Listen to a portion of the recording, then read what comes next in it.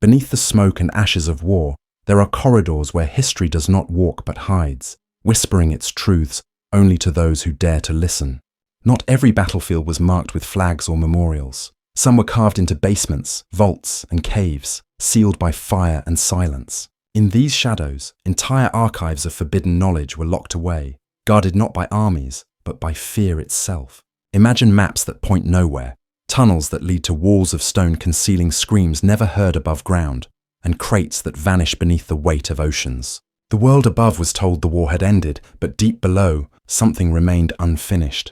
In the gaps of records and the redactions of official files lies a second war, a hidden one, whose traces can only be found in the blacked-out pages and the sudden disappearances no one explains. This is where history begins to shift, where truth is written in omissions, and where silence is louder than memory. Chapter 1. The Forgotten. Vaults of Peenemünde. In the dimly lit archives of the Bundesarchiv in Koblenz lies a folder, marked simply Vorgang 372-45, a file that remained sealed until the late 1990s. Inside are brittle photographs of the Baltic coastline, aerial reconnaissance of the Peenemünde Army Research Centre taken in the final weeks of 1944. The images show not only the familiar launch pads and test bunkers of the V2 program, but also a lattice of roads leading into the surrounding pine forests, terminating in nothing but open fields. The anomaly puzzled analysts even then. Carefully maintained access routes that ended at blank earth. The attached notes, signed by an RAF intelligence officer, are blunt. Tunnels suspected, entrances concealed, extent unknown.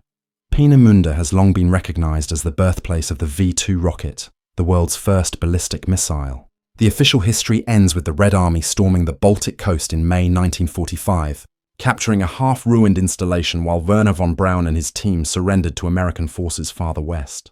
What the records omit is that Peenemünde was never just a testing ground. For nearly 2 decades, rumours persisted of an underground vault system stretching below the island, housing not only rocket prototypes, but also chemical fuel experiments and aerodynamic models for projects that went far beyond the V2. The truth was buried in the fog of occupation, divided between Soviet and Allied secrecy. On April 28, 1945, German engineers evacuated Peenemünde in a convoy of trucks. Soviet field reports describe unusually heavy cargo loaded into sealed freight cars at nearby Zinovets station, bound for Kaliningrad. The trains never arrived. Decades later, defectors from the Soviet Second Belarusian Front suggested the convoys were redirected, their contents dispersed into remote facilities under NKVD supervision.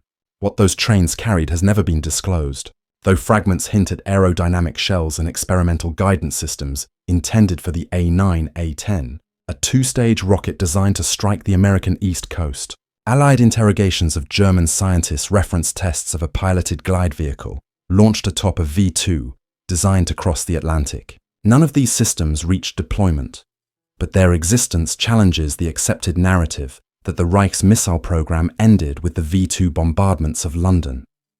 British intelligence, aware of these developments, established Operation Backfire in October 1945 to test captured V2 hardware at Cuxhaven.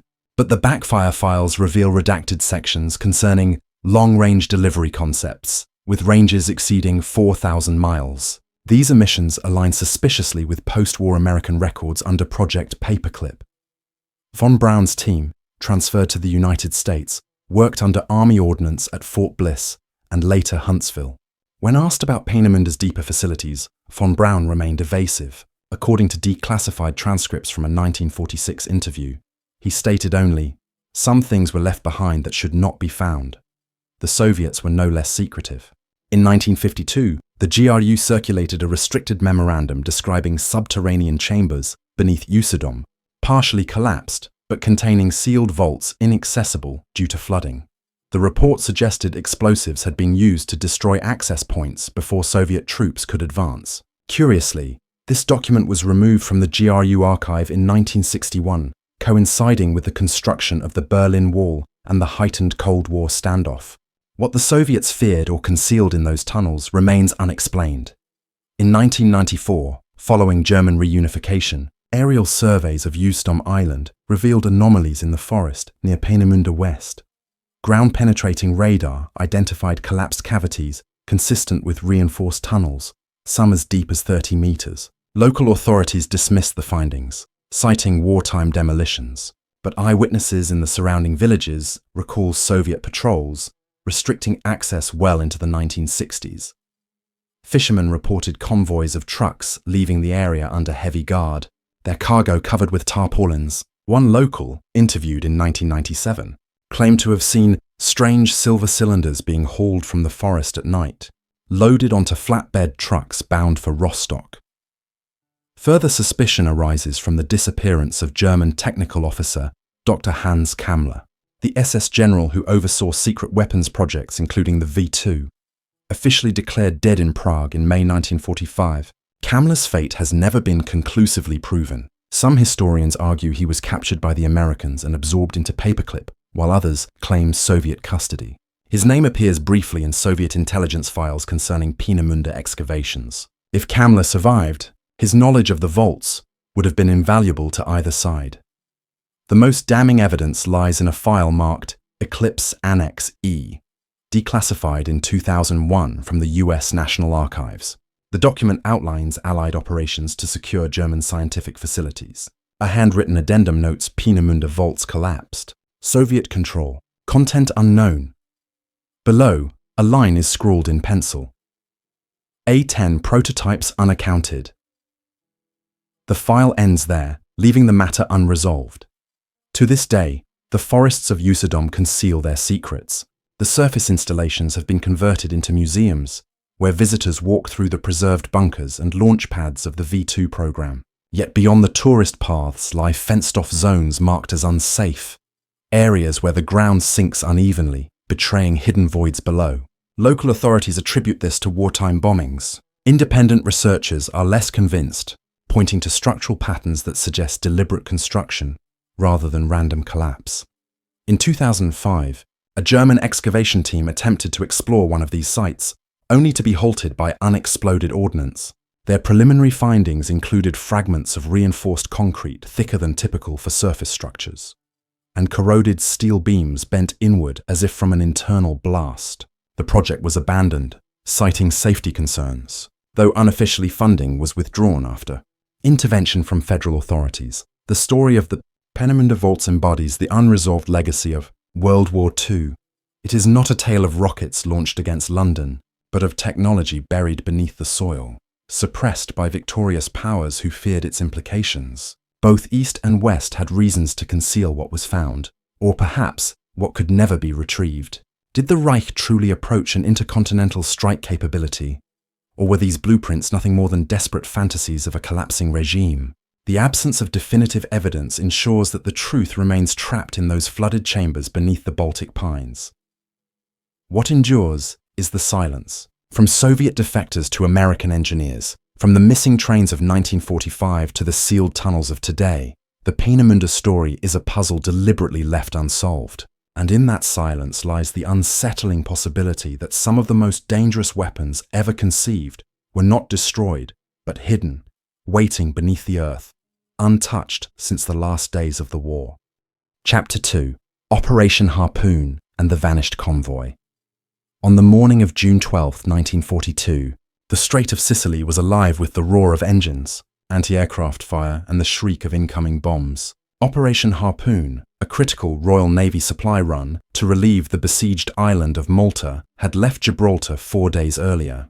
The convoy consisted of 6 merchant vessels, escorted by a formidable guard of 2 cruisers, 9 destroyers, 4 minesweepers, and anti-aircraft vessels. The mission was to deliver fuel, munitions, and food to an island slowly starving under relentless Axis blockade. But behind the manifest of standard cargo lay another story, one that never appeared in the official Admiralty communiques. According to partially declassified War Office papers marked COS NT-42-116, among the supplies was a consignment of seized Italian naval codebooks, experimental radar equipment from captured Luftwaffe aircraft, and other sensitive intelligence material, packed into secure steel containers bound for Bletchley Park. The convoy came under ferocious attack in the Sicilian Narrows. Axis reconnaissance had tracked their every move, and waves of Regia Aeronautica bombers, combined with Italian surface forces, battered the convoy. The merchant ships Tanimbar and Arari were struck early, exploding in fireballs visible miles away. HMS Bedouin, one of the destroyers, was crippled by shellfire and eventually scuttled. Yet in the confusion, survivors recalled something peculiar. HMS Chant, one of the smaller merchantmen, broke formation under the cover of smoke and heavy fire. Its course veered south, away from the protected line toward Malta, and then it vanished. Chant was never recorded as sunk in the Admiralty's official list of losses, nor did it appear in Malta's arrival logs. It simply disappeared. An entry in Admiralty signal traffic dated June 13th reads, Chant last reported 36°47 and 12°06'E, no further transmissions. That set of coordinates places the ship within range of both Axis bombers and Italian torpedo boats. But no German or Italian records mention its destruction. Instead, Italian naval archives declassified in the 1970s reference a British freighter disappearing into smoke cover, believed sunk. No wreckage found. The absence of debris raised suspicions among post-war analysts. Convoy ships rarely sank without a trace, and even heavily bombed wrecks left oil slicks or flotsam. Chant's disappearance, coupled with the knowledge of its classified cargo, has kept the story alive among intelligence historians. In 1958, an Italian naval diver named Marco Gualtieri published memoirs describing dives conducted near Linosa Island. He claimed that during one mission in 1949, he and his team discovered a steel-hulled wreck lying at 70 meters. Inside the holds were metal containers locked and chained, stamped with unusual markings. Before the divers could investigate further, they were ordered out of the water by British officers who had arrived with NATO clearance. Within weeks, the area was declared a restricted naval zone and mapped as a dangerous wreck site due to unexploded ordnance. Gualtieri maintained until his death in 1987 that he saw crates, identical to those later used by Allied intelligence to transport high-security material, British. Documents from the 1960s, obtained under the Freedom of Information Act decades later, acknowledge a NATO diving expedition to the same coordinates. The official purpose was hazard clearance. Unofficially, one line in the report is redacted save for two surviving words, containers secured. Whatever was retrieved was quietly removed, leaving behind only the gutted wreck. Some researchers believe the Chant had been carrying experimental German Würzburg radar components captured in North Africa, destined for reverse engineering in Britain. Others suspect the ship transported seized Italian ciphers and naval traffic logs, vital for breaking Axis communications in the Mediterranean. The disappearance and subsequent recovery, cloaked in silence, suggest cargo of such importance that its very acknowledgement could have compromised wartime and Cold War intelligence operations. Eyewitness accounts from convoy survivors add further intrigue. Lieutenant Alan Moffat, then serving on HMS Liverpool, later told interviewers that he saw a freighter peeling away under orders before the Luftwaffe strikes reached their peak. He recalled a signal lamp flashing toward the Chant before it vanished into the haze. No record of such an order exists in Admiralty archives, and Moffat's testimony was dismissed as a memory clouded by stress. Yet his description matches the reports of other sailors, each silenced by official inquiries or brushed aside as unreliable. The fate of Chant resurfaced briefly in 1982, when declassified NSA cables revealed intercepted Soviet chatter referencing British recovery of Harpoon intelligence crates. The KGB had monitored NATO diving operations in the central Mediterranean, suspecting that Western intelligence was salvaging not munitions but wartime files of enduring value. The fact that such operations took place under Cold War secrecy suggests the Chant's cargo remained sensitive decades after the war ended. Some analysts speculate that among the cargo were Italian intelligence files, documenting Axis contacts with neutral Spain and Turkey, evidence of clandestine wartime diplomacy that both NATO and Warsaw Pact powers preferred to keep buried. Malta, the island at the heart of the operation, remains silent on the matter. Local war diaries make no mention of a vessel named Chant arriving, nor of mysterious steel containers offloaded in Valletta, yet private letters from Maltese dockworkers describe rumours of British crates brought ashore by night around the same period. The contradiction between public records and private recollections fuels speculation that at least part of Chant's cargo reached its destination, while the ship itself met its end elsewhere. By the late 20th century, the mystery of the Chant had become a footnote in naval history, mentioned in obscure journals and conspiracy circles. But in 2009, sonar mapping by Italian researchers identified a wreck matching Chant's profile off Lampedusa, lying at a depth of 78 meters. The wreck was heavily corroded, but the hull markings corresponded with wartime records. Access was denied shortly thereafter when Italian authorities declared the site a protected war grave. Divers who glimpsed the wreck before the closure reported empty holds, as though the containers had been deliberately removed long ago. This coincides with Gualtieri's testimony of NATO salvage operations in the 1950s and 60s. The story of Operation Harpoon and the vanished Chant endures because it exposes the hidden layers of wartime logistics, where convoys carried not just fuel and food, but fragments of intelligence capable of altering the war's balance. That a single merchantman could vanish under fire is not surprising in itself. What is remarkable is the silence that followed, the gaps in naval records, the redacted files, and the quiet salvage decades later under NATO command. These are not the markers of an ordinary sinking, but of a ship whose cargo carried secrets worth burying. In the end, Chant's disappearance is less about the ship itself than about the machinery of secrecy that followed it. Was it sunk by Axis fire, scuttled to prevent capture, or deliberately erased from the record? The evidence suggests a combination of all three. What can be said with certainty is that somewhere in the Mediterranean depths, for years, lay steel containers chained in a freighter's hold, containers that vanished as silently as the ship that carried them, sealed by orders no sailor would ever see and guarded by the unspoken consensus of victors who preferred some truths never resurface. Chapter 3. The Prague Tunnels and Silent Executions. On the eve of Prague's liberation in May 1945, the streets of the Czech capital seethed with tension. The Red Army was advancing rapidly from the east, while German command structures crumbled into chaos. Official history records the Prague uprising as a spontaneous revolt led by Czech resistance fighters, ending with Soviet entry on May 9th. But among the hidden corners of the city lies a different story. One pieced together from scattered testimonies, suppressed files, and rumors that have lingered for decades. It begins not above the cobblestones, but below them, in a warren of medieval tunnels stretching from the banks of the Vltava toward the fortress of Vyšehrad. These tunnels, forgotten by most, became in the war's final days a killing ground for those the SS considered liabilities. Resistance documents later whispered of mass executions carried out in darkness, accompanied by the sealing of chambers that had briefly served as storage for intelligence, materials too dangerous to leave behind.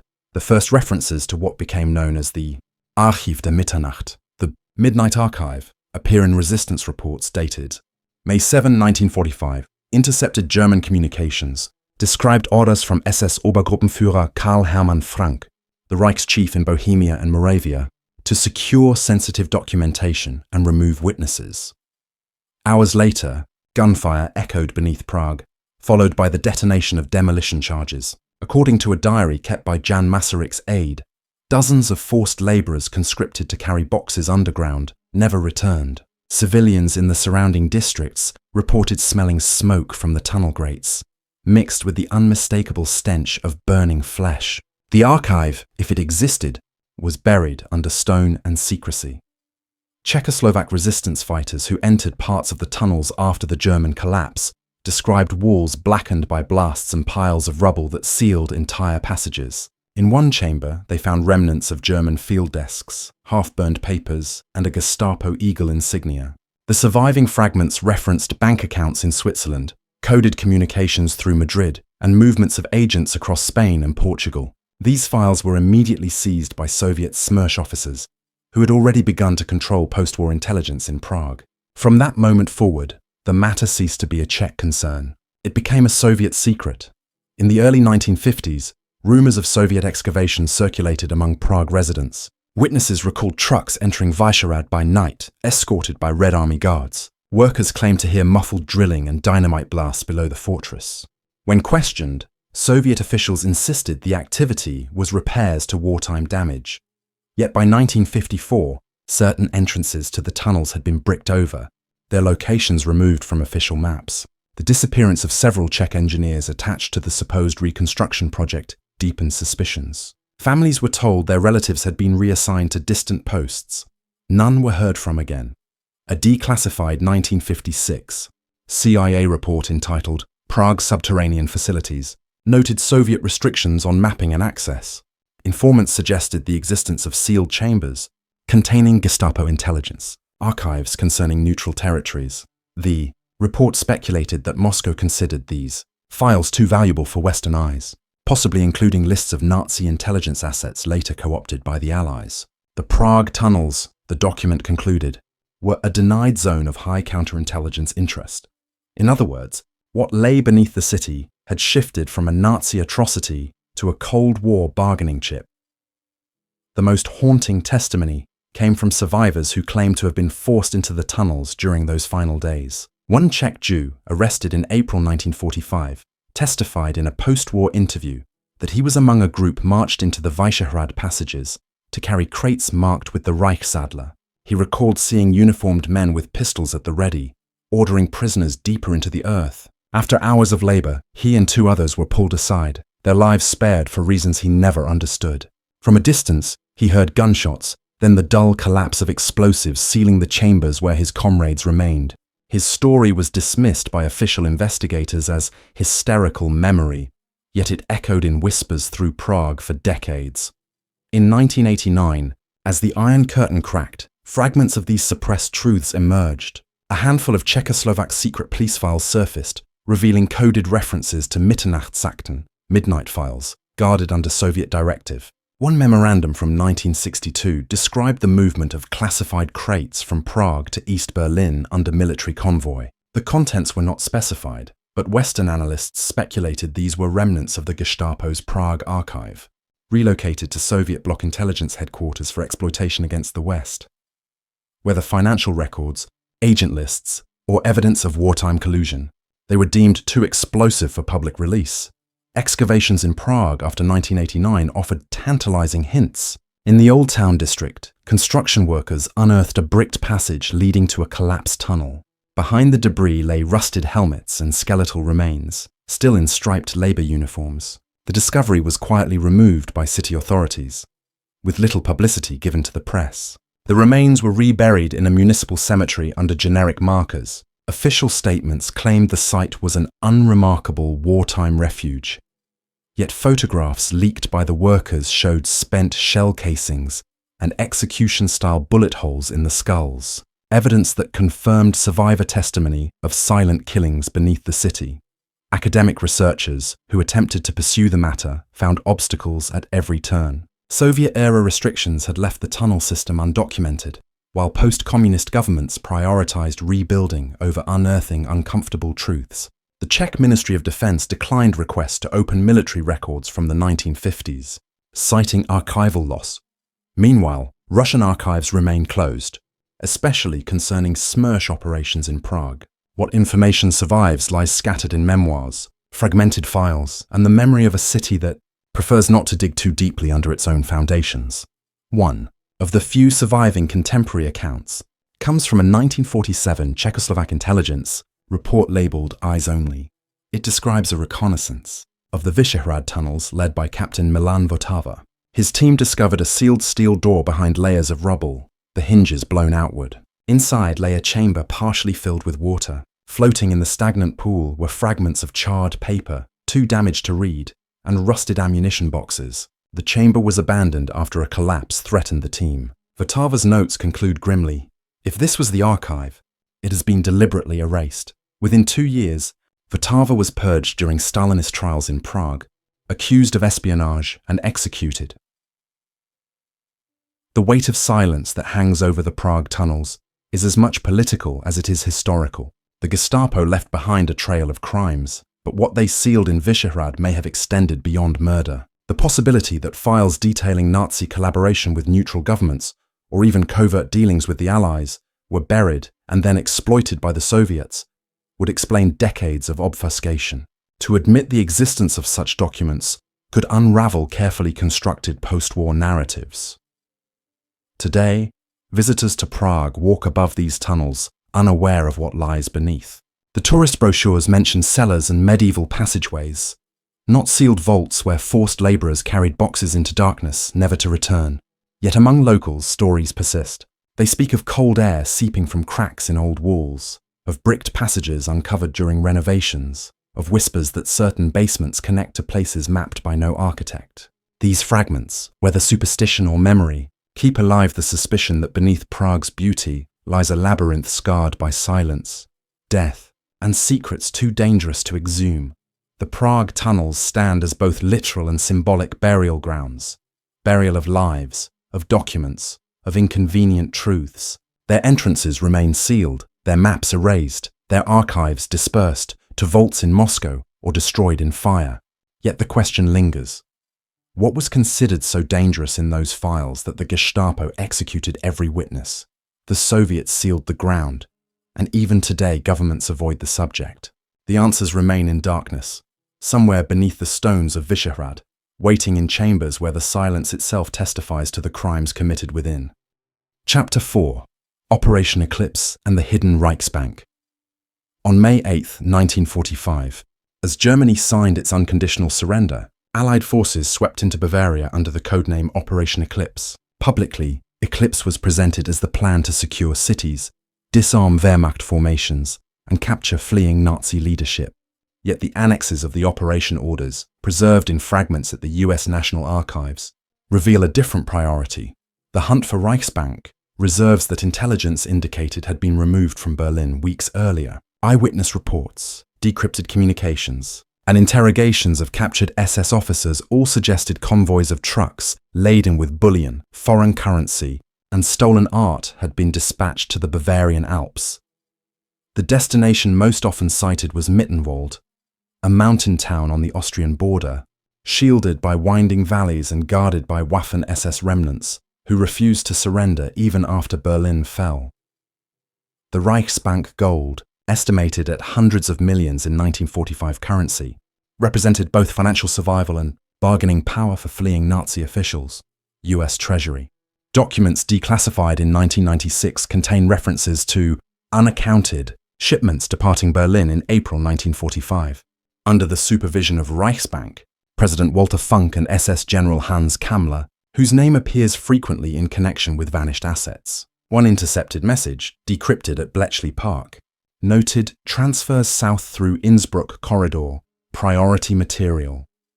The cryptic wording suggested not just wealth, but intelligence materials, perhaps records of bank accounts in neutral Switzerland, or documents tying Axis industry to Western firms. Whatever the convoys carried, the stakes were high enough for entire SS units to be redirected into the mountains to guard the routes. American units of the US 7th Army, advancing through Bavaria in the first week of May, reported ambushes near Mittenwald and Garmisch-Partenkirchen. Patrols encountered SS detachments described as werewolf formations, small, well-armed groups tasked with guerrilla defense. Although werewolf operations never achieved the insurgency Berlin had promised, their actions in these valleys delayed Allied forces long enough for several convoys to vanish into Alpine tunnels. Lieutenant Colonel Robert Stivers, later author of a suppressed after-action report, wrote that truck columns bearing insignia of Reichsbank security were seen entering a defile east of Mittenwald. Subsequent searches revealed collapsed tunnels, charges set deliberately. His report, dated June 1945, was redacted for decades. Evidence of hidden wealth emerged almost immediately. In May 1945, American troops discovered a cache in the Merkers salt mine in Thuringia. Gold bars, foreign currency, and priceless art. But as large as the find was, intelligence officers knew it did not account for all Reichsbank reserves. Treasury Department memoranda referred to southern movements untraced.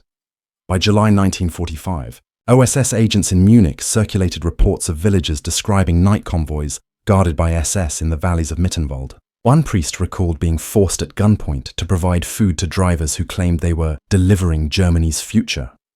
The convoys disappeared into caves, and locals later reported explosions that sealed the entrances. In 1948, the US conducted what was officially labeled a geological survey of the Mittenwald region. Documents released in 2003 show the survey was conducted by engineers attached to the CIA's predecessor, the Office of Policy Coordination. Witnesses recalled armed guards around the sites, and villagers described hearing drilling inside mountain slopes.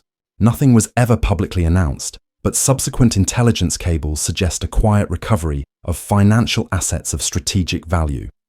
By the 1950s, untraceable funds began appearing in covert budgets used to finance anti-Soviet operations in Europe, fueling speculation that the Reichsbank reserves had been absorbed into Western intelligence coffers. The Soviets, too, pursued their share.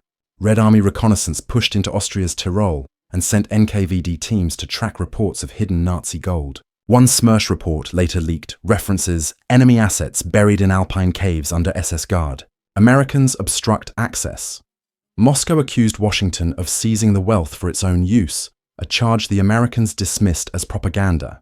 Yet the accusations were never entirely unfounded. Declassified State Department correspondence reveals US diplomats quietly worried about exploitation of German reserves for extra-legal funding. The secrecy with which Allied governments handled the issue suggests not just gold, but sensitive records were involved. Documents that could implicate post-war partners in transactions with the Third Reich. By the mid-1950s, local Bavarians still spoke of the gold of Mittenwald. Shepherds described stumbling across collapsed shafts where fragments of crates and twisted metal bars protruded from rubble. Children played with rusted ammunition boxes found in streams. Rumors grew of American soldiers digging by night, their camps marked geological team. In 1962, NATO officially restricted access to several alpine zones, citing ordnance hazards.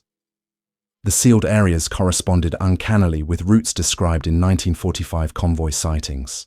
Locals whispered that armed patrols, sometimes in German uniforms, sometimes American, were seen guarding paths long after the war.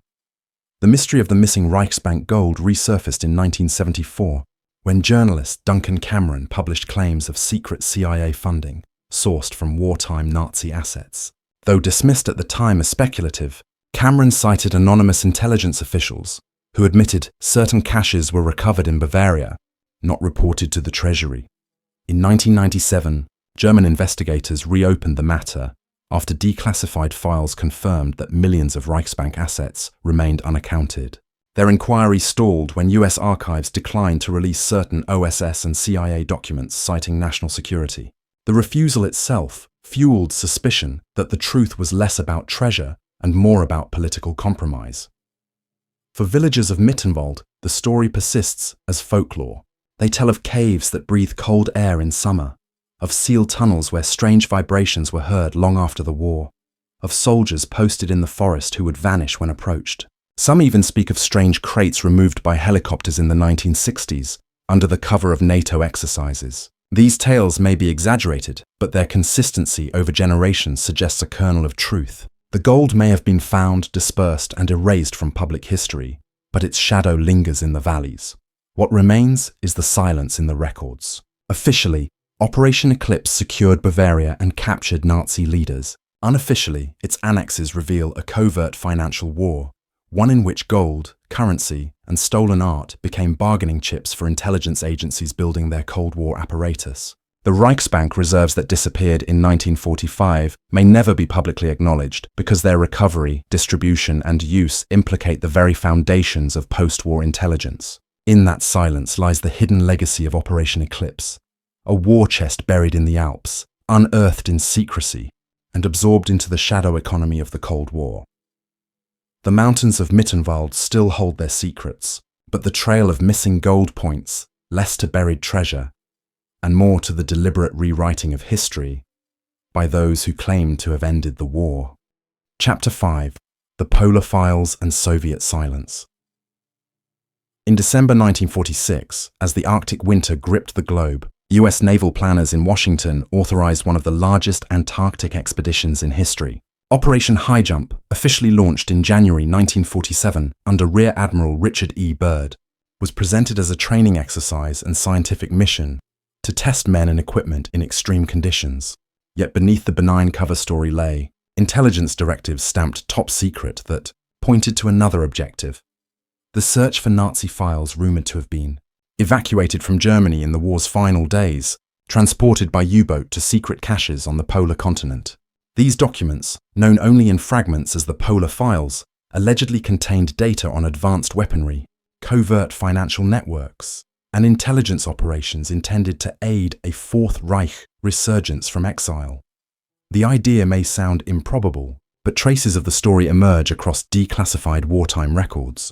In May 1945, British patrols captured U-234, a German submarine en route to Japan, carrying uranium oxide and advanced technical equipment. Interrogations of the surviving crew referenced other U-boats dispatched on special cargo runs toward the South Atlantic. U-530 and U-977 surrendered in Argentina months after the war, their crews offering inconsistent explanations for their prolonged voyages. Argentine intelligence suspected these submarines had offloaded cargo, possibly documents or personnel, before turning themselves into. US naval intelligence took the reports seriously enough to establish tracking operations across the southern oceans. A declassified ONI memo dated August 1945 refers to transfers of sensitive material via long-range U-boat to remote southern territories. Though the language was vague, it became the basis for intelligence suspicions that files of great value had been deliberately hidden far from European battlefields. Operation High Jump deployed more than 4,700 men, 13 ships, and multiple aircraft, a scale far beyond that required for scientific training. Officially, Byrd's fleet sought to map the Antarctic coastline and test equipment in icy conditions. Unofficially, Navy cryptographers had intercepted signals of unidentified origin in the southern hemisphere, transmissions believed to be in German cipher. Declassified NSA reports from 1986 confirm that in January 1947, Task Force 68 aircraft detected radio traffic resembling Enigma-derived codes, though heavily degraded. The source was triangulated near Queen Maud Land, an area of Antarctica that German expeditions had surveyed in 1938-39. The coincidence was difficult to ignore. Events during High Jump only deepened suspicions. Several aircraft were lost under circumstances never fully explained. A PBM Mariner crashed with all hands in March 1947. Official records blamed weather, but survivor testimony from nearby aircraft described unexpected interference and instruments failing before the crash. Within weeks, Byrd abruptly ordered the fleet to withdraw months ahead of schedule. The sudden termination raised questions that linger to this day. In press interviews afterward, Byrd made cryptic remarks about the possibility of enemy forces being able to strike from remote bases at the poles. His comments were quickly suppressed in American newspapers, replaced with routine stories of scientific achievement. The Soviet Union, monitoring closely, had its own files on the matter. GRU intercepts from February 1947 noted, American fleet engaged in unusual activity near Queen Maud sector.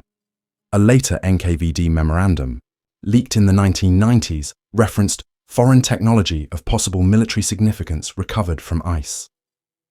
Though the details are sparse, the language suggests the Soviets believed the Americans had secured something tangible during the operation.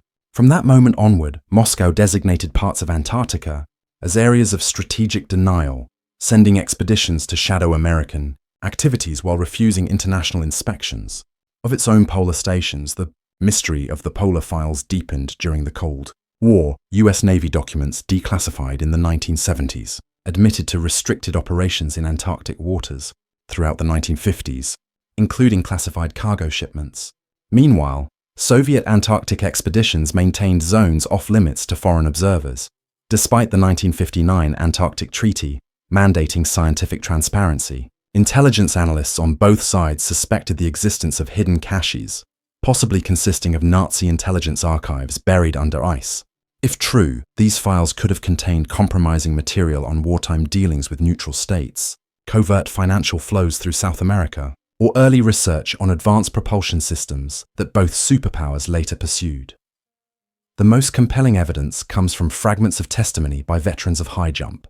In 1960, an engineer who had served on the USS Currituck told a journalist that containers were hauled aboard under heavy guard, retrieved from an ice cavern. He described them as steel drums marked with German script, stenciled with dates from 1944. The story was dismissed as fabrication, yet his account matched rumors circulating in Soviet intelligence circles. In the late 1980s, former GRU officer Viktor Suvorov wrote that Moscow considered Antarctic files a category of intelligence inaccessible even to most generals, locked within the KGB's most restricted vaults. Adding to the enigma, in 1991, Argentine naval records were declassified, showing that their patrol vessels tracked unidentified submarines near south. Georgia in the winter of 1947. 1. Log entry describes a shadowed vessel resembling German Type 9 configuration, submerged before contact. The implication that post-war U-boat activity continued years after Berlin's surrender cannot be confirmed, but the record exists. Whether tied to the polar files or not, the possibility suggests that elements of the Kriegsmarine attempted to operate far longer than officially recognized.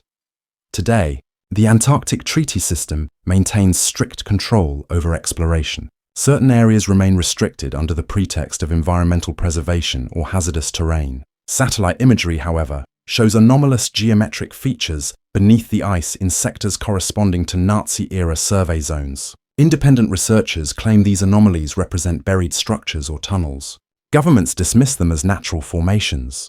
Yet the persistence of classified sections in both American and Russian archives, documents withheld even after the Cold War, suggests there is more to the story than geology. The polar files, if they exist, symbolize more than lost Nazi archives. They represent the enduring fear among victorious powers that secrets buried in the ice could destabilize carefully crafted narratives of the war and its aftermath. Whether they contained advanced research, financial ledgers linking Nazi funds to neutral banks, or intelligence dossiers on wartime collaborators, their concealment served the interests of both Washington and Moscow. To acknowledge their existence would be to admit that elements of the Reich outlasted its military defeat, projecting influence into the shadow world of Cold War intelligence. In the end, the silence is perhaps the most telling clue. American veterans ordered never to speak. Soviet files still sealed. Antarctic zones still off-limits. These are not the hallmarks of a resolved mystery. They are the markers of something still too sensitive to reveal. And so the polar files remain entombed in speculation, their contents frozen beneath decades of secrecy and ice. A reminder that the Second World War did not end neatly in 1945, but bled into the hidden architectures of a conflict that defined the rest of the century. What is buried does not stay forgotten. It lingers, unsettled, beneath the earth and within the vaults of secrecy. Each sealed door, each vanished convoy, each coded file represents more than history. It is a wound that refuses to heal, a silence that shapes everything built upon it. When archives are locked, when voices are silenced, when steel crates sink beneath black waters, we are left with shadows pretending to be truth. The war we were taught to remember was only the surface. Beneath it runs a hidden current, dark and unfinished, reaching into the present like roots that cannot be cut.